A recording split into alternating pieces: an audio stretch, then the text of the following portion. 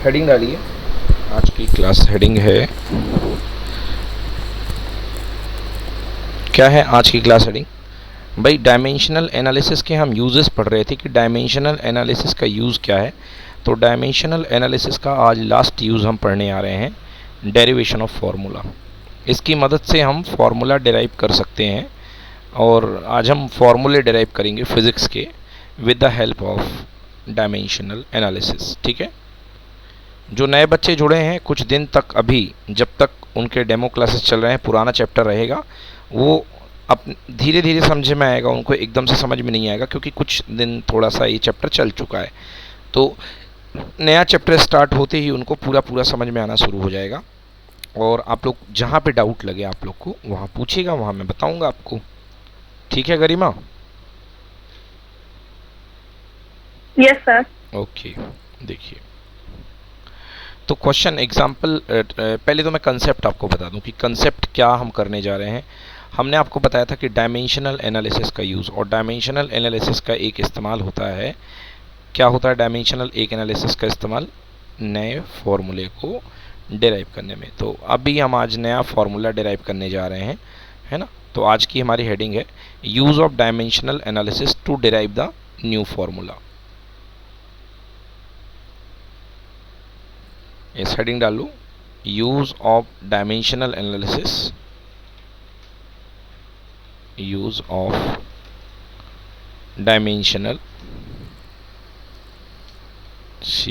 Analysis. चलो हाँ, तो परी पहले बताएगी कि परी डायमेंशनल एनालिसिस के और क्या यूज़ थे जो हम पढ़ के आए हैं पिछले वीक में। क्या क्या पढ़े हमने बेटा, बोलो। सर वो इक्वेशन की करेक्टनेस को पता करना, दोनों साइड वेरी गुड मतलब बेटा, सेम टर्म होना चाहिए। बिल्कुल सही। तो पहला है बेटा convert one unit to another. हाँ या ना? Yes sir. एक यूनिट को अदर यूनिट में कन्वर्ट करना। दूसरा इक्वेशन की करेक्टनेस चेक करना, check the correctness of the equation, to check the correctness of any physical equation. और तीसरी क्या है भाई जो आज पढ़ने जा रहे हैं हम लोग? फॉर्मूला ड्राइव करना। Yes, to derive any physical formula, physical formula. Light on करो। फिजिकल फॉर्मूला, फिजिकल फार्मूला को डिराइव करना आज हमारा टारगेट है कि फिजिकल फार्मूला को, लाइट को बोल रहा हूँ, लाइट बोल रहा हूँ, फिजिकल फार्मूले को डिराइव करने के लिए आज हम फिजिकल फार्मूला डिराइव करने जा रहे हैं। फिजिकल फार्मूले को डिराइव करेंगे, देखिए हाँ ठीक है, फिजिकल फार्मूले को डिराइव करने जा रहे हैं। अब कैसे डिराइव करेंगे समझो इस बात को। जैसे अभी आपके सामने क्वेश्चन दिया गया, ये देखिए क्वेश्चन क्या कह रहा है। कह रहा है कि, अब क्वेश्चन मैं एक्सप्लेन कर रहा हूँ, देखो भाई क्या कह रहा है question. Consider a simple pendulum bob, pendulum having bob attach to a string. ठीक है भाई, पेंडुलम आपने देखा होगा, घड़ी में पेंडुलम लगा रहता है, उसमें जो अटैच होता है उसको बोलते हैं पेंडुलम बॉब। ये एक स्ट्रिंग के साथ अटैच है, ये स्ट्रिंग है। ओके, दैट ऑसिलेट, ऑसिलेट मतलब आगे पीछे होना, टुक टुक टुक टुक करना, ये आगे जाएगा फिर भी टुंग होता है ना। पेंडुलम घड़ी देखी होंगी आपने, प्रीवी पिक्चर में तो आती है baby. That oscillate under the action of the force of gravity. Suppose the period of oscillation, period of oscillation का मतलब क्या होता है? पेंडुलम बॉब को मतलब एक ऑसिलेशन का पीरियड, पीरियड मतलब टाइम पीरियड, टाइम पीरियड मतलब यहाँ से यहाँ जाना, वापस आना, फिर इधर जाना और फिर यहाँ आ जाना। फिर से समझना बच्चों, टाइम पीरियड का मतलब होता है जहाँ से चलना वहाँ पर वापस आ जाना। तो ये यहाँ गया, ये इधर वापस आया, और फिर ये इधर गया और ये इधर वापस आ गया। मान लो इतना करने में आपके पेंडुलम ने 2 सेकेंड लिया, तो आप बोलोगे कि मेरे पेंडुलम का जो टाइम पीरियड है वो कितने सेकेंड है? 2 सेकेंड। 2 सेकंड। तो ये कहलाता है टाइम पीरियड। मतलब जिस पोजीशन से चलना उसी पोजीशन में वापस आने में लगने वाले टाइम को आप बोलते हैं टाइम पीरियड। तो आगे पढ़ता हूँ मैं। Consider a simple pendulum having a bob attach to the string that oscillate under the action of the force of gravity. Suppose that period of oscillation of the simple pendulum depend on the length. अब देखो क्या क्या कह रहा है कि जो time period है जो पेंडुलम का वो किन किन बातों पे डिपेंड कर रहा है बेटा? टाइम पीरियड लेंथ पे डिपेंड कर रहा है, टाइम पीरियड मास पे डिपेंड कर रहा है, टाइम पीरियड ग्रेविटी पे डिपेंड कर रहा है। तीन चीज़ें हैं बच्चों, टाइम पीरियड ग्रेविटी पे डिपेंड कर रहा है। तो लेंथ, मास, ग्रेविटी, जो तीन बातें यहाँ पर आई हमारे सामने कि जो टाइम पीरियड है वो लेंथ पे, मास पे, ग्रेविटी पे डिपेंड कर रहा है। अब कह रहा है derive the expression for its time period. चलो ये क्वेश्चन हुआ कंप्लीट, एनसीईआरटी का क्वेश्चन 2.17 यहाँ पे कंप्लीट हो गया। अब कह रहा है कि तीन बातों पे टाइम पीरियड डिपेंड कर रहा है, तो बताओ आप कि टाइम पीरियड का फॉर्मूला क्या होगा। चलो अब जो बच्चे नए हैं वो भी समझेंगे आराम से, उनको समझ में आएगा बच्चों। यहाँ पर ये कहा गया है कि जो टाइम पीरियड है ना वो तीन बातों पे डिपेंड कर रहा है पेंडुलम का, एक लेंथ पे, दूसरा मास पे और तीसरा ग्रेविटी पे। जी हाँ, ग्रेविटी पे। अब बच्चों ये तो बोला नहीं कि लेंथ की कितनी पावर से डिपेंड कर रहा है, तो लेंथ की कोई ना कोई पावर से तो डिपेंड करेगा। तो मान लो लेंथ की पावर x ले लो, मास की पावर y ले लो और ग्रेविटी की पावर z ले लो। यस, क्यों क्यों ले ली सर पावर? पावर इसलिए ले ली बेटा कि जो भी फॉर्मूला फिजिक्स में बनता है, जैसे आपने पढ़ा kinetic energy, energy equal to half mv²। तो यहाँ मास की पावर कितनी है? 1 है। वेलोसिटी की पावर कितनी है? 2 है। यार तो पावर तो कुछ भी आ सकती है ना, मैं थोड़ा ना जानता हूँ कि पावर क्या आएगी। तो इसलिए मैंने x y z तीन पावर ले ली। बोलो बच्चों, क्लियर कि not clear? Clear sir. Yes sir. Yes, तो ये 1 2 एंड 3, तो ये तीन अपन ने रिलेशंस ले लिए। अब ये देखो बच्चों, तो t प्रोपोर्शनल टू, तीनों को मर्ज कर दो, l की पावर x, m की पावर y और g की पावर z, ये तीनों को आपने मर्ज कर दिया, तीनों को मिला दिया। तीनों को मिला दो बच्चों, याद रखना फिजिक्स में प्रोपोर्शनल हटने के बाद कांस्टेंट आता है। तो t is equal to constant l की पावर x, m की पावर y, g की पावर z। ये आ गया आपका एक मतलब बीच का फॉर्मूला एक तरीके से। इसको ना नंबर ऑफ 4 दे दो, t इक्वल टू l की पावर x, m की पावर y, g की पावर z। अब बच्चों कैलकुलेशन शुरू होने वाली है। हम कहाँ पे आके बैठे हैं? हम आके बैठे हैं t इक्वल्स टू l की पावर x,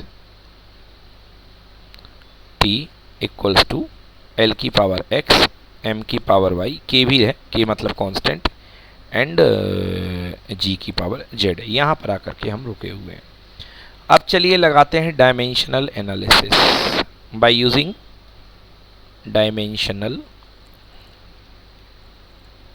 एनालिसिस। तो क्या कहता है डायमेंशनल एनालिसिस का कंसेप्ट? कहती जितना लेफ्ट साइड की डायमेंशन होगी उतनी राइट साइड की डायमेंशन होगी।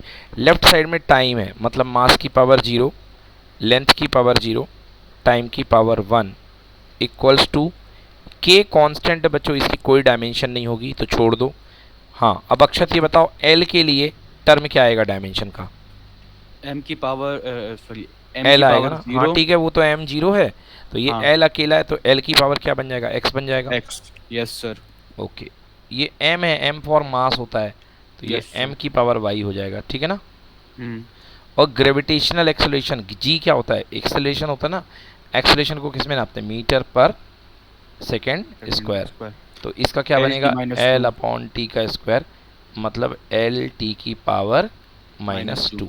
तो यहाँ मैं लिख सकता हूँ एल टी की पावर -2 का होल पावर z। ये हो गया बच्चों, ठीक है परी। और बाकी सारे बच्चे, इनके नाम आपके मुझे नहीं पता हैं, ठीक है ना, इसलिए आप लोग भी यस बोल दें, सर। ठीक है ना। अभी क्लियर करूँगा मैं सभी को। साक्षी यस बोलो, और आद्या आपको मेरी आवाज़ आ रही है? Yes sir. ओके, ठीक है। तो देखिए ये एक्चुअली होता क्या है बेटा, ये जो टाइम है ना, टाइम में मास का कोई टर्म नहीं है, मतलब मास की पावर 0। लेंथ में मास का कोई टर्म नहीं है, तो लेंथ, टाइम में लेंथ का कोई टर्म नहीं है, तो लेंथ भी 0। बट टाइम में टाइम की पावर 1 से रेज कर रही है, तो टाइम की पावर 1 इक्वल्स टू के। कांस्टेंट को बेटा किसी में नहीं नापा जाता, कांस्टेंट 2 3 4, ये ना लेंथ है, ना मास है, ना टाइम है, तो लेंथ भी नहीं आएगा, मास भी नहीं आएगा, तो कांस्टेंट की कोई डायमेंशन नहीं होगी। लेंथ की l होती है, l का हो गया x, m मतलब m होती है मास की m में, तो m की पावर y, और g मतलब क्या होता है? g मतलब एक्सेलरेशन होता है बेटा। एक्सेलरेशन को बोलते हैं अपन मीटर पर सेकेंड स्क्वायर, तो मीटर पर सेकेंड स्क्वायर की जो डायमेंशन होगी वो एल अपॉन टी का square, L upon T square मतलब एल टी की पावर -2 की पावर जेड। चलो सॉल्व करता हूँ भाई मैं। एम की पावर 0, एल की पावर 0, टी की पावर 1, इधर मैं देखो क्या लिख सकता हूँ। अब देखो यार, ये एल है, इधर से एल की पावर एक्स बनेगी और यहाँ से देखो एल की पावर जेड बनेगी। बनेगी नहीं बनेगी? इधर एल की पावर जेड भी तो है, बोलो। Yes sir. Yes sir. हाँ, तो आपको याद होगा एल की पावर एक्स और एल की पावर जेड, जब बेस सेम हो तो पावर ऐड हो जाती है, तो एल की फाइनल पावर क्या निकलेगी? X plus Z. बोलो यस की no? Yes sir. Yes sir. तो एल की फाइनल पावर आ गई एक्स प्लस जेड। चलो भाई अच्छी बात है। देन एम की पावर क्या निकलेगी यार? केवल वाई निकलेगी, क्योंकि एम तो केवल वाई है। और लास्ट में टी की पावर कितनी निकलेगी? अंदर -2 और ऊपर जेड, दोनों मल्टीप्लाई हो जाएंगे -2 जेड। बोलो यहाँ तक क्लियर है? यस सर, क्लियर है। Yes sir. ओके, तो एक्स, एल की power X plus Z, M की पावर वाई, टी की पावर -2 जेड। अब कंपेयर कर दो 1 बाई 1। देखो एम की पावर वाई है, यहाँ पे एम की पावर वाई है और यहाँ पे एम की पावर 0 है। समझ गए ना? मतलब इसको थोड़ा और अच्छे से लिख लो। अब आप कहोगे सर इधर पे m 0 है, इधर l 0 है, इधर t की पावर 1 है, तो मैं यहाँ m वाला टर्म पहले ले आता हूँ जिससे थोड़ा आपको आसानी हो। m की पावर y लिख दिया मैंने, l की पावर कितना लिख दिया मैंने? x प्लस जेड, और t की पावर कितना लिख दिया? -2 जेड। तो ज़रा समझो इस बात को। देखो यहाँ पे m की पावर 0 है और यहाँ पे m की पावर y है, तो कंपेयर करोगे तो जो y की वैल्यू आ रही है वो किसके इक्वल आ रही है? 0 के इक्वल। ये देखो कंपेयर किया तो पहली y की वैल्यू 0 आ गई। दूसरा कंपैरिजन करो, दूसरा कंपैरिजन t वाला करो। यहाँ पे t की वैल्यू कितनी है? 1 है, और यहाँ पे कितना है? -2 जेड। तो -2 जेड इक्वल टू कितना? 1। तो जेड इक्वल टू कितना हो गया? -1/2। ये लो जेड की वैल्यू आ गई -1/2। जेड की वैल्यू आ गई -1/2। ठीक है, यस सर। जेड की वैल्यू आ गई -1/2। तीसरा कंपैरिजन क्या है? एल की पावर एक्स प्लस जेड है और x plus z equal to 0 है, तो उससे कंपेयर कर लेते हैं। तो x plus z equal to 0, तो हमारे पास x plus z equal to 0, तो हमारे पास क्या है? हमारे पास जेड की वैल्यू है, तो एक्स इक्वल टू आएगा, उधर ले जाओ, X equal to minus Z. तो एक्स इक्वल टू माइनस, तो माइनस है, जेड की वैल्यू आई है -1/2, तो आंसर कितना आ गया? 1/2। तो लो भैया, हमें x भी मिल गया 1/2, हमें y भी मिल गया 0, और हमें z भी मिल गया -1/2। तो अब हमारा फॉर्मूला बनने वाला है। हमारा फॉर्मूला क्या था? इक्वेशन नंबर 4 बीच में बनाया था हमने अपने काम के लिए। ये देखो ये वाला क्या था हमारे पास? इक्वेशन था t is equal to k, l की पावर x, m की पावर y, n की पावर और क्या? g की पावर z। ये था। चलिए, तो t इज इक्वल्स टू के, l की पावर x कितना आया? 1/2, m की पावर 0 और g की पावर -1/2। देखो मास की पावर 0, किसी की भी पावर 0 क्या होता है? 1 हो जाता है, मतलब वो टर्म गायब हो जाएगा। मतलब t इज इक्वल्स टू के और l की पावर 1/2। ठीक है भैया, l की पावर 1/2 और पावर माइनस में है, मतलब अपॉन में लिख दो, मतलब g की पावर 1/2। तो t इज इक्वल्स टू के। अच्छा, होल पावर 1/2 बचपन से पढ़ते आ रहे हो ना आप लोग? पावर 1/2 का मतलब होता है रूट होता है। तो इसको मैं लिख सकता हूँ कितना? √L/G। तो बच्चों यही है formula, t is equals to K √L/G। और लेबोरेटरी में जब आप एक्सपेरिमेंट करोगे तो k की वैल्यू भी आ जाती है और k की वैल्यू होती है 2π। तो फाइनली पेंडुलम का जो टाइम पीरियड का फॉर्मूला बन के आता है वो आता है t is equal to 2π √L/G। t is equals to 2π √L/G। तो ये देख लो भाई, हमारे पास आएगा t is equals to K √L/G and t equals to 2π √L/G। चलो समझ में आया कि नहीं आया ये बताओ? Yes sir. सर के को मेजर कैसे Yes, किया sir. जाता है? के को मेजर लेबोरेटरी में करते हैं, वही प्रेसेशन लेकर के 10-15 बार एक्सपेरिमेंट को मेजर करोगे, के को अननोन लेकर के, लेंथ और ग्रेविटी पता रहेगी, समझ गए ना? टाइम पता करते रहोगे, 10-15 बार एक्सपेरिमेंट करोगे, एवरेज निकाल के आ जाएगा 2π। Okay, yes. चलो एक काम करो, जल्दी से अपनी अपनी बुक निकालो, एक्सरसाइज अपना क्वेश्चन नंबर देखो 2.17 और सॉल्व करो। बच्चों तो ये चैप्टर जो है थ्योरी फिनिश, आज इसकी थ्योरी हो गई फिनिश। Yes sir. और हाँ, ठीक है, इस चैप्टर की थ्योरी फिनिश हो गई है।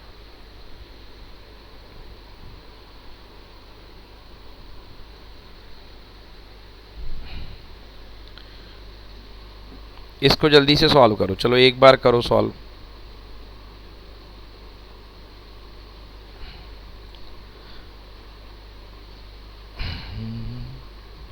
गरिमा, मैंने व्हाट्सएप लिंक ग्रुप में डाल दी है, आप अपने मित्रों को ये व्हाट्सएप लिंक दे दें, ये बच्चे जुड़ जाएं लिंक से। आपने गूगल लिंक तो दे दी थी, क्लास में आ गए हैं, ये लिंक से जुड़ जाएं जिससे इनको मैं नोट्स दे सकूं। गरिमा, मेरी आवाज़ आ रही है, सुन रही हो आप? हाँ सर, हाँ हाँ, सर। तो ये लिंक आप दे दें, ठीक है ना? और ओके। हाँ, ये इनको दे दें आप लिंक, तो ये बच्चे जुड़ जाएं। Okay sir. ठीक है बच्चों, आप लोग जुड़ जाइए लिंक से, जिससे आपको ये नोट्स वगैरह जो मैं क्लास के कराता हूँ ये आपको पूरे मिल जाएंगे और आप आराम से अपना काम कर सकोगे।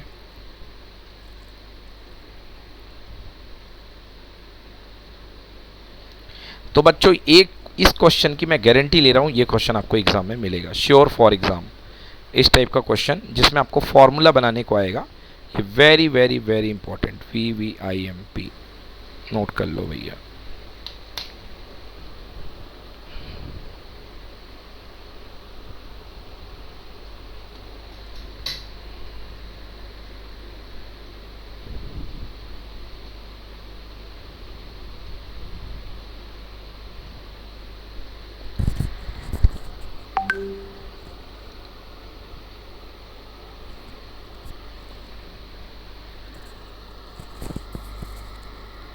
हाँ भाई, देख लिया?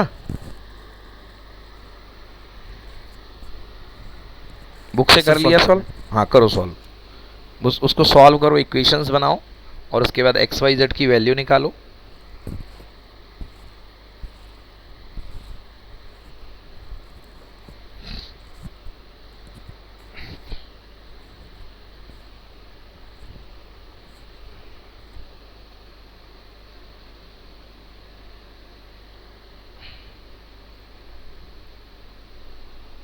साक्षी, मिल गई लिंक? सर। हाँ, लिंक मिल गई आपको? Yes sir. हाँ, तो ज्वाइन करिए ग्रुप, क्या दिक्कत है? उसको टच करके आप ग्रुप में आ जाओगे automatically. Aadya Dikshit. Yes sir. हाँ भाई, आपको मिल गई लिंक क्लास की? Yes sir. हाँ, तो आप उसको ज्वाइन करके ग्रुप में आ जाओ, मैं आपको वो नोट्स दे सकूंगा। जी सर। इसके थ्योरी नोट्स आपको उसी ग्रुप में ही मिलेंगे बेटा। जी सर। जी।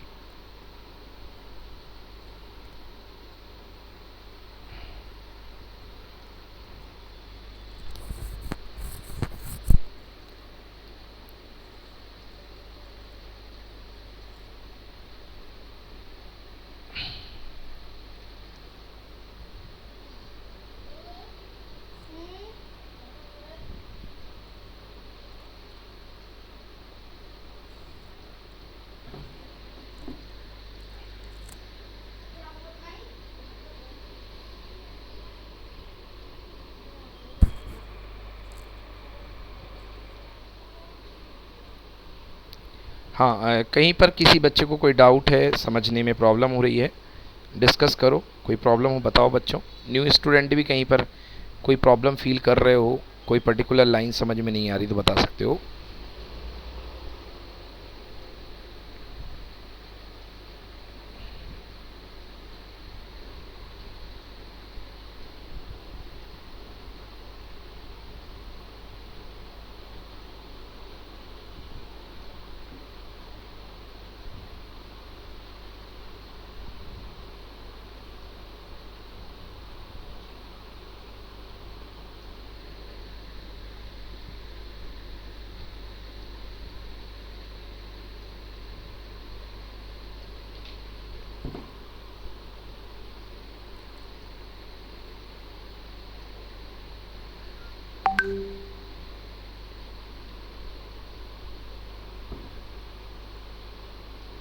सर हो गया।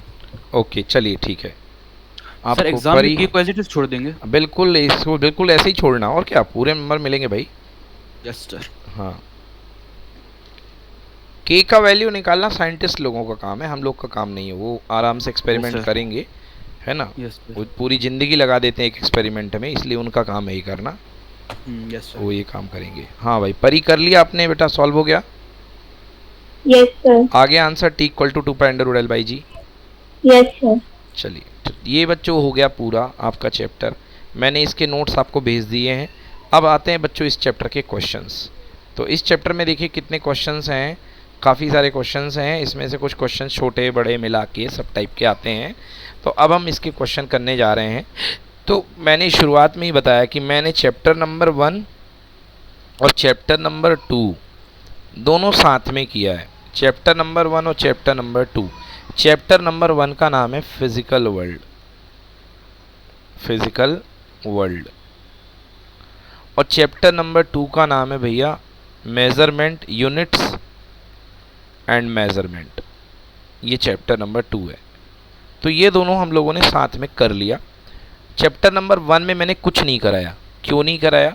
क्योंकि जो मुझे चैप्टर नंबर 1 में कराना है वो अब आपको धीरे धीरे मिलता जाएगा, ठीक है ना। क्योंकि उसमें कुछ ज़्यादा नहीं है, बस ऐसी नॉर्मल बातें हैं। साइंस की डेफिनीशन बताओ, फिज़िक्स की डेफिनीशन बताओ, वो कुछ ज़्यादा कुछ इंपॉर्टेंट नहीं है। बट चैप्टर नंबर 2 बहुत इंपॉर्टेंट है। इसमें से आपके एग्ज़ाम में करीब 8 मार्क्स का आएगा, तो वो मैंने करा दिया। अब आइए मिल करके मैं बताता भी जाऊंगा कौन सा चैप्टर 1 का है, चैप्टर नंबर 2 का है। तो पहला क्वेश्चन ये है, ये बेटा चैप्टर नंबर 1 से है, फिजिकल वर्ल्ड से। Name the strongest force in the nature. पूरी धरती का, पूरे नेचर का, पूरी ब्रह्मांड का सबसे स्ट्रॉन्ग फोर्स कौन सा है? Nuclear force. हाँ बिल्कुल सही। तो स्ट्रॉन्गेस्ट फोर्स जो होता है वो न्यूक्लियर फोर्स होता है। तो बच्चों ये मैंने आपको भेज दिया ये शीट, तो आप आराम से भी अभी तो पढ़ लो, बाद में नोट कर लेना। यह सबसे जो अच्छा फोर्स होता है, स्ट्रॉन्गेस्ट फोर्स, ये न्यूक्लियर फोर्स होता है। और ये कहाँ एक्ट करता है, रेंज कहाँ है? अरे भाई न्यूक्लियर फोर्स कहाँ एक्ट करेगा? न्यूक्लियस में ही एक्ट करेगा, है ना। न्यूक्लियस के बाहर थोड़ा एक्ट करेगा। तो न्यूक्लियस की साइज़ कितनी होती है बच्चों? न्यूक्लियस की साइज़ लिख लो बच्चों, 10⁻⁻10 मीटर ये होती है न्यूक्लियस की साइज़। तो कहेगा इसकी रेंज कितनी है बेटा? तो इसकी जो रेंज है वो 10⁻⁻10 मीटर होती है। Yes sir. 10⁻⁻10 meter, okay. 10⁻⁻10 meter. Yes sir. हाँ बेटा 10⁻⁻10 मीटर को एक अपन नाम देते हैं जिसको बोलते हैं एंगस्ट्रॉम। क्या बोलते हैं? 1 एंगस्ट्रॉम। Yes sir. समझ गए? 1 एंगस्ट्रॉम। Yes sir. जी हाँ। तो 10⁻⁻10 मीटर इतना कम, बहुत छोटा जगह में ये फोर्स लगता है। हाँ बट लगता है तो बहुत स्ट्रांग होता है। तो आपका जो है ये फोर्स है सबसे ज़्यादा strongest force in the nature, और इसकी जो रेंज है वो 10⁻⁻10 मीटर। अगला है give 2 discoveries of physics use in our daily life. भैया 2 डिस्कवरी बताओ फिजिक्स की जो हमारे डेली लाइफ में इस्तेमाल होने वाली है। तो एक डिस्कवरी तो इलेक्ट्रिसिटी है। बोलो जी हाँ। हाँ सर। इलेक्ट्रिसिटी डिस्कवर हुई थी, इन्वेंशन नहीं हुआ था। इलेक्ट्रिसिटी क्या खोज गई थी, एक्सीडेंटली डिस्कवर हुई थी। समझ में आया ना? Yes sir. Yes sir. तो एक तो डिस्कवरी हो गई इलेक्ट्रिसिटी जो हमारी लाइफ में बहुत काम में आती है। और एक और डिस्कवरी बताओ, टेलीविज़न। या टेलीविज़न इन्वेंशन है, डिस्कवरी बताओ। Hydro power. वो इलेक्ट्रिसिटी में ही आ गया। Nuclear force, nuclear power. Nuclear power, बिल्कुल सही। ये बट न्यूक्लियर पावर इंडिया में तो डेली लाइफ में यूज़ नहीं आया अभी, है ना। ये तो कुछ और बता सकते हैं हम लोग, कोई और डिस्कवरी जो हमारे लिए बहुत काम में आई हो, कोई ऐसी डिस्कवरी जो आज हम लोग। कंप्यूटर इन्वेंशन है, कंप्यूटर इन्वेंशन है बेटा, डिस्कवर नहीं है। डिस्कवर मतलब ज़मीन से जो कोई खोज निकाला हो या ऐसी कोई खोज हो जो बहुत काम में हो। अब अपन जनरेटर और मोटर है वो इंड्यूस्ड करंट पे बनी बेस्ड है। जनरेटर जो है वो देखा जाए तो एक तरीके से डिस्कवरी पे बेस्ड इन्वेंशन है। हाँ डिस्कवरी पर बेस्ड इन्वेंशन है। तो आप जनरेटर को यूज़ कर लो यहाँ पे, चलो कोई दिक्कत नहीं है। ओके। जनरेटर मोटर जो है ये सारे दोनों एक्सीडेंटली ही मिले थे, ठीक है ना सर। मैग्नेटिक फोर्स लगा दो एक। हाँ हाँ हाँ चलो तो ये हो गया। ओके नेक्स्ट बच्चों अगला पढ़ते हैं अपन। अगला क्वेश्चन है what is the relation between light year and parsec. अब बच्चों देखो, यहाँ पे कुछ पूछा जा रहा है कि रिलेशन क्या है लाइट ईयर में और पारसेक में। तो अब ये समझो आप कि लाइट ईयर क्या होता है, पारसेक क्या होता है, इसका मीनिंग क्या होता है। बच्चों हमारे जीवन में कुछ चीज़ों की प्रैक्टिकल यूनिट होती हैं। प्रैक्टिकल यूनिट, फिज़िक्स में कुछ यूनिट होती हैं प्रैक्टिकल यूनिट। एग्जाम्पल के लिए आप कुछ खरीदने गए, क्या खरीदने गए, आपने कहा अमेजोन में, आपने कहा मुझे एक एलिफेंट परचेज़ करना है। अमेजोन में ऑर्डर लगाया आपने, एक हाथी परचेज़ करना है, हाथी खरीदना आपको। तो ये बताओ हाथी को क्या वो लोग किलोग्राम वाली मशीन में नापेंगे कि टन वाली मशीन में नापेंगे? टन वाली मशीन। टन वाली मशीन में नापेंगे। अगर वो किलोग्राम का वेट रखते रखते हो तो फिर तो पहाड़ बन जाएगा किलोग्राम के वेट का। बोले 1 केजी के वेट डालते जाओ तो हाथी से बड़ा तो किलोग्राम का पिलर बन जाएगा। बोलो यस कि नो? Yes sir. हाँ ठीक है ना। तो टन वाली मशीन के लिए तो क्या करना पड़ेगा, हम जो हाथी को मेज़रमेंट करेंगे वो मीट्रिक टन में करेंगे, because 1 ton is equals to 1 metric ton, MT बोलते हैं। 1 metric ton is equals to होता है 1000 किलोग्राम। तो मतलब हमें मेज़र करने के लिए कुछ यूनिट हैं जो बहुत बड़ी बनाई गई हैं जानबूझ करके, क्योंकि हमें बहुत बड़ी मेज़रमेंट करनी होगी तो हम छोटे मेज़रमेंट में काम नहीं कर पाएंगे। हम किलोग्राम में तब नहीं मेज़र कर पाएंगे, उसको इतना टाइम नहीं रहेगा हमारे पास कि हम बार बार मेज़र करते रहें। तो हमने कुछ बड़ी यूनिट बनाई है बेटा, उन यूनिट को हम लोग बोलते हैं प्रैक्टिकल यूनिट। क्या बोलते हैं? Practical unit. Yes exam. तो इसे जैसे हो गया मीट्रिक टन हो गया।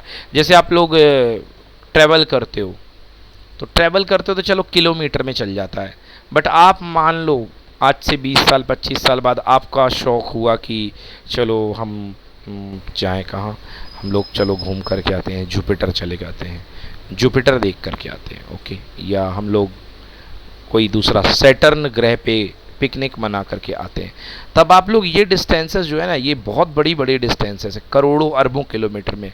तो आप इन डिस्टेंसेस को तब आप किलोमीटर में बोलोगे ना, तो बोले कहाँ गए थे, तो बोलेंगे हम 126 करोड़ किलोमीटर गए थे। लिखने में ना नहीं याद आ जाएगी, और एक जीरो भी गलत हुआ तो कैलकुलेशन गलत हो जाएगी। तो आप इन डिस्टेंसेस को, जो बड़ी बड़ी डिस्टेंस होती है, उसको किस में नापते हैं? लाइट ईयर में। पढ़ा है ना आप लोगों ने? Yes sir. लाइट ईयर में। तो हम बड़ी बड़ी डिस्टेंसेस को लाइट ईयर में मेज़र करते हैं। तो ऐसे ही हमारे पास कुछ प्रैक्टिकल यूनिट है। तो आपसे पूछा जाता है कि बताओ कि लाइट ईयर और पारसेक में कितना क्या क्या रिलेशन है। तो बच्चों नोट कर लो, 1 पारसेक, 1 पारसेक वो डिस्टेंस है जो लाइट 3.25 साल, मतलब 3 साल पूरा है ना, और 1/4 पार्ट पूरा, मतलब 3 साल 4 महीने में जो लाइट ट्रेवल करती है उस डिस्टेंस को बोलते हैं 1 पारसेक। तो 1 पारसेक इक्वल टू कितना होता है बच्चों? 3.26 लाइट ईयर।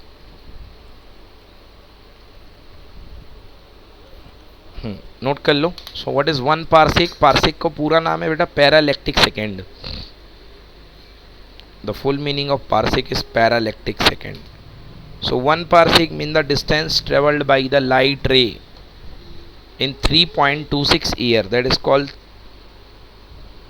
3.26 year में जितना लाइट चलेगी, so 1 parsec है।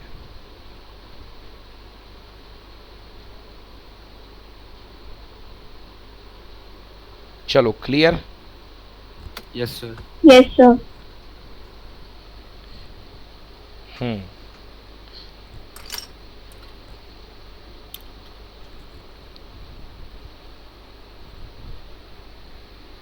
चलिए तो ये हो गया। ओके, क्वेश्चन अगला क्या है? Give the order and magnitude of the following, size of atom, size of an galaxy. Order of magnitude of the following. भाई ऑर्डर ऑफ मैग्नीट्यूड क्या होता है? Size of atom, size of galaxy. अब पहली चीज़ जान लो आप लोग, ऑर्डर ऑफ मैग्नीट्यूड क्या होता है। ये भाई देखो, दुनिया की हर चीज़ ना एक ऑर्डर ऑफ मैग्नीट्यूड रखती है। जैसे मैं बोलूँगा कि तुम्हें पता है जबलपुर के लोगों का जो मास होता है ना, जो वेट होता है, वो 1000 किलोग्राम के आसपास होता है। तुम बोलोगे अरे सर मजाक कर रहे हो, कभी किसी इंसान का वेट 1000 किलोग्राम नहीं हो सकता है। यार चलो कम हो जाएगा, 40 किलोग्राम से लेकर के 400 किलोग्राम, 500 मान लो, 600 मान लो सर जी। मगर तुम कहोगे 1000 किलोग्राम, 2000 किलोग्राम, 4000 किलोग्राम, ये तो गलत बात है। इतना तो वेट नहीं हो सकता है, बोलो हाँ या ना, है ना। तो यस सर। मतलब इंसान का वेट, तो हर चीज़ का एक ऑर्डर है, हर चीज़ का एक ऑर्डर है, उसको बोलते हैं उसका ऑर्डर ऑफ मैग्नीट्यूड। तो अब एक चीज़ समझो अच्छा। बच्चों, जैसे हम लोग लिखते हैं ना कि हम लोग का वेट, मान लो किसी का वेट है 126 किलोग्राम, कोई रेसलर है, अच्छा पहलवान है, 126 किलोग्राम। सो क्या लिख सकते हो बच्चों इसको, 1.26 इंटू 10⁻²,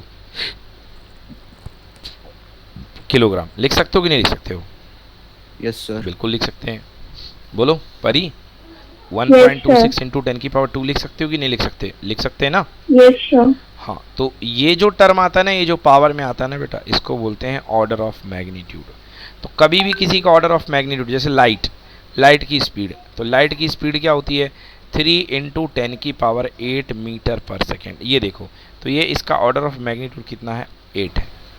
इसका ऑर्डर ऑफ मैग्नीट्यूड कितना है, 8 है। समझ में आया?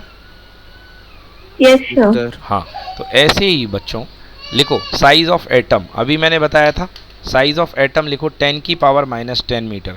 ओके, अब एक गलती मेरी पकड़ में आई, साइज ऑफ एटम 10⁻⁻10 है, न्यूक्लियस उससे भी छोटा होता है बेटा।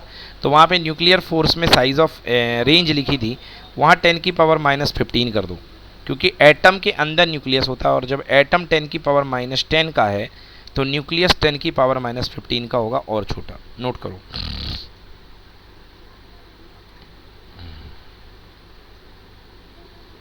Yes sir. हम्म,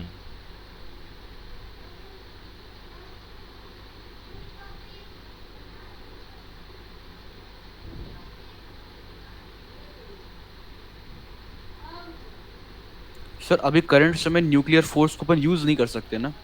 कहाँ पे हम लोग, हम्म। कहाँ पे?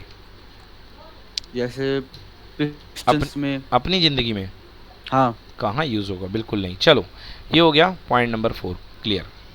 चलिए अगला है how many kilogram make 1 unified atomic mass. Unified atomic mass लिखो, how many kilogram make 1 unified atomic mass, AMU। How many kilogram make 1 unified atomic mass, 1 AMU, 1 unified atomic mass. तो लिख लो 1 यूनिफाइड एटॉमिक मास कहता कितने unified मास मिलकर के, कितने kilogram मिलकर के एक AMU बनाएंगे। लिखो 1.66 इंटू 10⁻27 किलोग्राम।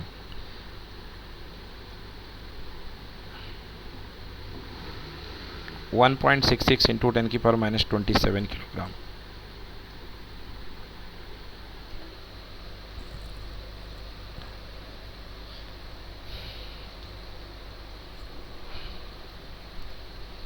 ठीक है। Yes sir. हाँ, मतलब ये आपने Yes, पढ़ा, sir. हाँ 1 यूनिफाइड, जैसे आप हाइड्रोजन की बात करते हो ना कि हाइड्रोजन का मास कितना है, तो आप केमिस्ट्री में पढ़ते हो कि हाइड्रोजन का मास 1 यूनिट है। तो वो 1 यूनिट मतलब कितने किलोग्राम, यार 1 यूनिट, तो हाइड्रोजन तो बहुत हल्का होता है ना, बहुत छोटा होता है, तो कितना होगा 1.66 इंटू 10⁻27 किलोग्राम। लिख लो। कार्बन का लेते ना वेट को। हाँ लेते तो हैं, बट बनता तो उसी से है ना, तो बट सबके लिए डिफाइंड है ना भाई। 1/12, सब केमिस्ट्री आ गई यहाँ पे। तो 1/12 इज द हाँ। 12 ग्राम ऑफ कार्बन एटम। समझ गए ना, कार्बन एटम, कार्बन 12 ग्राम, मतलब 12 ग्राम ऑफ कार्बन एटम के मास का 12वां हिस्सा होता है, दैट इज कॉल्ड 1U, या उसी को बोलते हैं 1 AMU। 1 AMU। That is equal to 1.66 या 67 इंटू 10⁻⁻27 किलोग्राम। चलो अगला question, name some physical quantity having same dimension. यार ये तो आपको बताना चाहिए, आप ही बताओ मुझे ऐसी फिजिकल क्वांटिटी जिनके सेम डायमेंशन हो। सर काइनेटिक एनर्जी और पोटेंशियल एनर्जी। बिल्कुल सही, काइनेटिक एनर्जी और पोटेंशियल एनर्जी ऐसी फिजिकल क्वांटिटी हैं जिनकी सेम डायमेंशन है। नोट करिए, काइनेटिक एनर्जी हो गई, फिजिकल पोटेंशियल एनर्जी हो गई, वर्क ले लो, एनर्जी ले लो, टॉर्क ले लो। वर्क ले लो, एनर्जी ले लो, टॉर्क ले लो। सर टॉर्क की डायमेंशन कैसे निकालेंगे? टॉर्क लिखो, टॉर्क का फॉर्मूला होता है बेटा, टॉर्क मतलब होता है जैसे किसी चीज़ को घुमाने में जो काम करते हो, जैसे कोई बॉल रखी उसको तुमने घुमाया थोड़ी देर तक, तो जो घुमाने में काम हुआ ना, रोटेशनल इफेक्ट दिया, उसको टॉर्क बोलते हैं। लिखो टॉर्क का फॉर्मूला होता है F इंटू आर, और वर्क का फॉर्मूला होता है फोर्स इंटू डिस्टेंस, और टॉर्क का फॉर्मूला होता है फोर्स इंटू रेडियस। तो डिस्टेंस और रेडियस दोनों सेंटीमीटर में मीटर में होंगी ना, हाँ यस और सर, फोर्स yes. तो वही होगा, तो मतलब यूनिट होगी, सेम होगी। Yes sir. चलो अगला question, name the physical quantity that having dimension formula m l की पावर -1 t की पावर -2। प्रेशर। हैं क्या है? प्रेशर। वेरी गुड बेटा, वेरी गुड, बिल्कुल सही, बहुत अच्छे। प्रेशर एम एल की पावर -1 टी की पावर -2। अब बेटा प्रेशर के साथ साथ देखो किसका होता है ये, stress pressure modulus of elasticity. और भैया अब मैंने चैप्टर करा दिया है, अब मैं नहीं छोड़ने वाला हूँ। अब तो तुम नोट्स नहीं पढ़ोगे ना, तो तुम्हारे साथ बहुत बुरा होने वाला है, साफ बता दूँ मैं। अब तो तुम्हें नोट्स पढ़ना पड़ेगा जो मैंने दे दिए तुमको, थ्योरी नोट्स, क्योंकि क्वेश्चन अब तुमसे मैं करवाने वाला हूँ। अब कोई चांस नहीं है भैया बचने का, चैप्टर मैंने करा दिया, अब पूरे जो मैं पूछना है पूछूंगा, इसलिए आप लोग आज से पूरे नोट्स ख़त्म करना शुरू कर दो। अब यही चलेगी 2-4 दिन, बिल्कुल स्ट्रिक्टली पूछाई। हाँ, name the 2 example of dimension less variable. Dimension less मतलब यूनिट भी नहीं होगी, डायमेंशन तो होगी नहीं, खेल ख़त्म डायमेंशन का। चलो यूनिट एक बार हो भी जाए, माफ़ किया, मगर वेरिएबल मतलब बदलने वाली चीज़ें बताओ। Dimensionless variable, refractive index. हाँ, refractive index, very good. Refractive index dimensionless है और बदलता रहता सबका, सो डायमेंशन लेस वेरिएबल। एक और बता बेटा, एक और बताओ Akshat. Sir amount of water vapour in the atmosphere. ये गलत है, ये क्या अमाउंट ऑफ वाटर यार, ये तो मास है यार, वो तो होगा। सर उसको मेजर कैसे करेंगे? अरे क्यों नहीं मेज़र होगा यार, उसका मास मेज़र हो जाता है, वेपर निकालते हैं, डेंसिटी से मल्टीप्लाई करते हैं, हो जाता है मास मेज़र। ह्यूमिडिटी की भी यूनिट होती है? ह्यूमिडिटी की यूनिट होती है relative density. Relative density, very good, बिल्कुल सही, रिलेटिव डेंसिटी। एक मिनट अक्षत, ह्यूमिडिटी अगर भावनाएं होंगी या फीलिंग्स टाइप का सेंस होगी तो वो नहीं होगी, but humidity water vapour contain को देती, परसेंटेज में आती है ह्यूमिडिटी, है ना। तो आप ह्यूमिडिटी मत बोलो, आप रिलेटिव ह्यूमिडिटी अगर बोलोगे ना तो ये चीज़ यहाँ पे फिट हो जाएगी। हाँ यस। एक्चुअली ह्यूमिडिटी कभी एब्सोल्यूट होती नहीं है, वो रिलेटिव ही होती है, समझ गए ना। हाँ चलो ये हो गया। अगला जी, लो भैया सिग्निफिकेंट डिजिट बताओ, सब में कर लो खुद से, मैंने पढ़ा रखे हैं सिग्निफिकेंट डिजिट, 2 नॉन जीरो के बीच में सारे सिग्निफिकेंट होते हैं, डेसिमल के पहले वाले नॉन सिग्निफिकेंट होते हैं, है ना। सारे रूल बता रखे हैं, चलो बताओ पहले वाले में कितना सिग्निफिकेंट डिजिट? 1 लिखते जाओ। सेकंड वाले में 3, थर्ड वाले में 3, 4 वाले में 2, फिफ्थ वाले में 3, और सिक्स्थ वाले में 3। तो क्या ऑर्डर बना? 1 2 3 2 3 3, 1 2 3 2 3 3 बोला आप लोगों ने, ना। चलो देखते हैं, 1 3, हाँ 1 3 4 4 3 5। चलो जी, क्या गलती हुई है अब आप लोगों से देखो भैया। लास्ट वाले में आपने क्या डेसिमल लगाया, आपने उसको छोड़ दिया 0 को, डेसिमल के बाद वाले काउंट किया करते हैं, यस सर, है ना।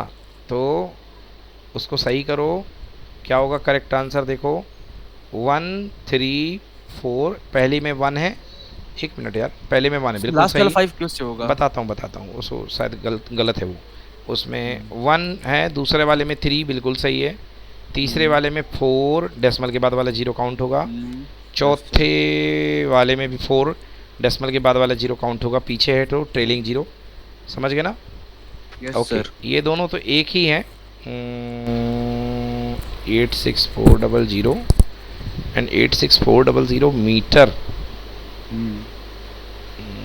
ये क्या बात हुई भाई, एक में मीटर लिख दिया, नहीं गलत है, 3 ही 0 माने जाएंगे, वो 3 है, है ना।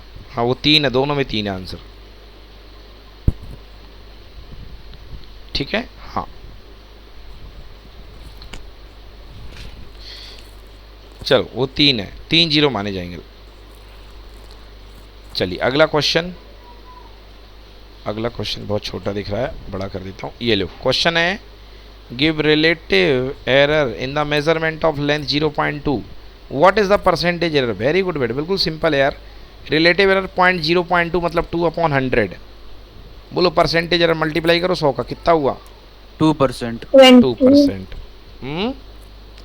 0.2 क्यों होगा बेटा? परसेंटेज एरर है ना, 2/100 इंटू 100 कर दो भाई। 0.2 रिलेटिव एरर और relative error into 100 equal to percentage error होता है, तो 2% आ गया आंसर। ठीक है, यस सर। चलो अगला क्वेश्चन करो। ये लो जी अगला, if a physical quantity presented by m की पावर a, l की पावर b और t की पावर -c और मास में एरर है अल्फ़ा बीटा गामा, मास में, लेंथ में, टाइम में एरर अल्फ़ा बीटा गामा है, बताओ क्वांटिटी x में एरर क्या होगी। वेरी सिंपल, करके बताओ।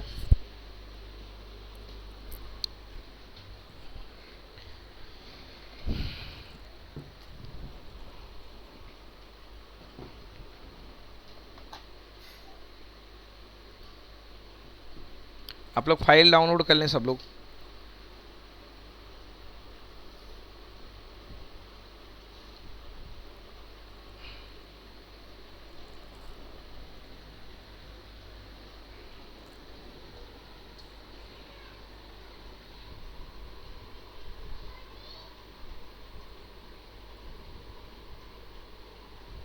सर जो पावर उसको सामने मल्टीप्लाई करेंगे, जो पावर अब मैं नहीं बताऊंगा, मैंने करवा रखा है।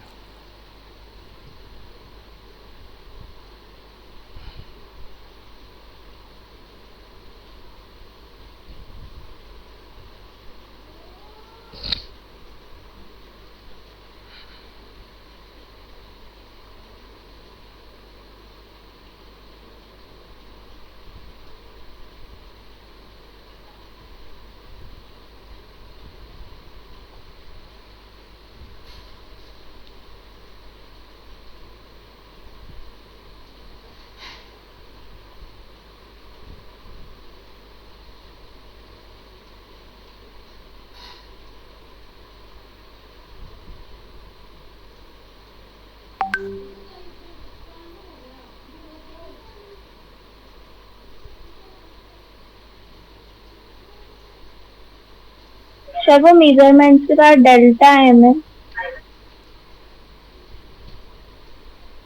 हाँ क्या बोल रहे हो बेटा? डेल्टा, डेल्टा गामा है वो, gamma, alpha beta gamma.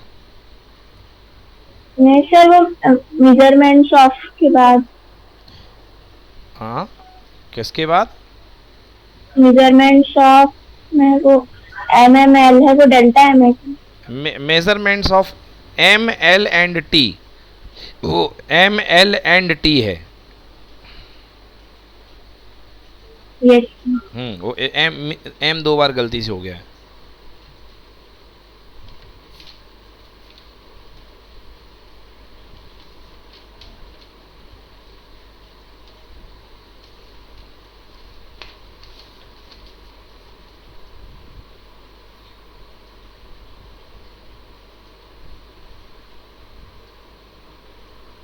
Sir मेरी परसेंटेज एरर आ रही A alpha upon M plus B beta upon L plus C gamma upon T। बिल्कुल गलत।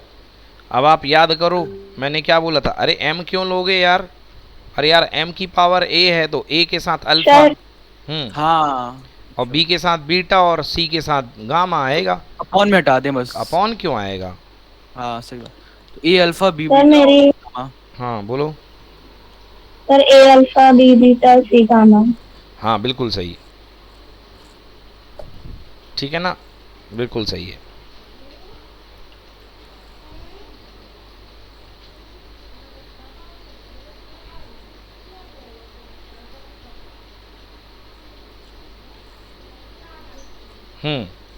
चलो अब ये फॉर्मूला है, ये फॉर्मूला कह रहा है, क्वेश्चन कह रहा है कि अब wire equals the relation relativistic mask इतना है, मतलब एक बच्चे ने गलती से ये इक्वेशन लिख दिया है। बताओ इसमें कहाँ पर वो सुधार करेगा कि वो सही हो जाएगा। मास का फॉर्मूला ये है, तो इसने कोई गलती कर दी है बच्चे ने, बट ये कहाँ पे इम्प्रूवमेंट करेगा कि इसका आंसर सही हो जाए?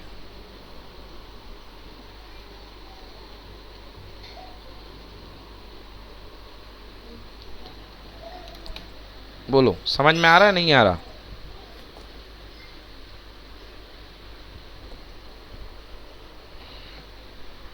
डायमेंशन निकाल के चेक करेंगे। वो तो अरे तो वो तो है, मगर आंखों के सामने ही तैर रहा है, सामने दिख रहा है कि क्या दिक्कत होगी। देखो इसने क्या लिखा है, m equal to M zero, M zero होता है rest mass upon under root 1 minus V square. अब देखो यहाँ तो चलो मास के बदले मास हो गया, अब यहाँ क्या हो रहा है, ये 1 यानी कांस्टेंट, कांस्टेंट में से वेलोसिटी कभी थोड़ा ना माइनस होगी, बोलो। Yes sir. कांस्टेंट में से कांस्टेंट माइनस करना पड़ेगा, मतलब यहाँ पे इसको कांस्टेंट बनाने के लिए क्या करना पड़ेगा, सी स्क्वायर का डिवाइड, या कोई ना कोई वेलोसिटी का डिवाइड करना पड़ेगा। समझ में आया ना? Yes sir. पहली बार।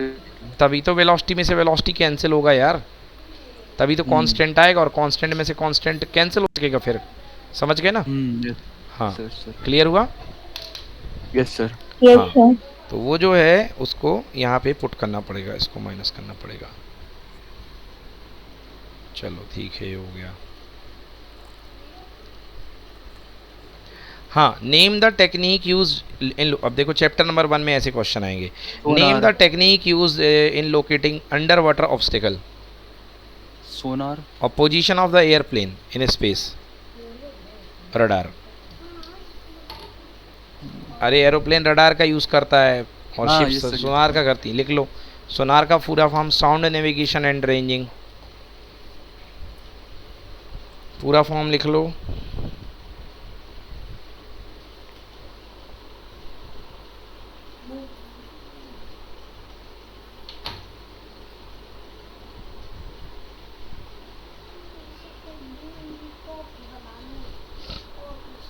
Yes sir.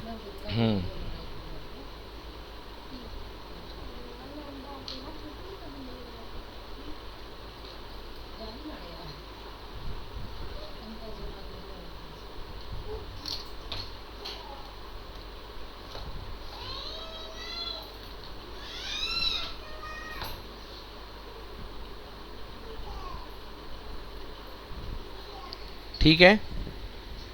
Yes sir. तो रडार का मतलब radio detection and ranging, clear है? Yes sir.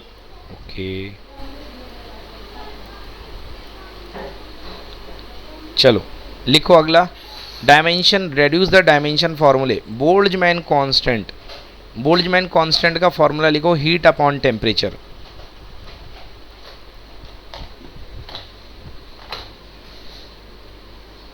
Heat upon temperature.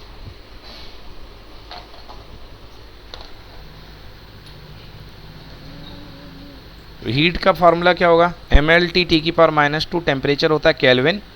तो आंसर बना लो बच्चों। सभी लोग एक काम करो, जल्दी से फाइल ओपन कर लो अपने अपने ग्रुप से। अब निकालो फाइल, सबको क्वेश्चन करवाने हैं। सर हीट की डायमेंशन कैसे है, एक बार बता दो आप। वर्क, फोर्स इनटू डिस्टेंस, क्योंकि heat is the energy, work is also the energy. Yes sir, आगे सुनिए। तो जो हीट की वो वर्क की, जो वर्क की वो हीट की। Yes sir.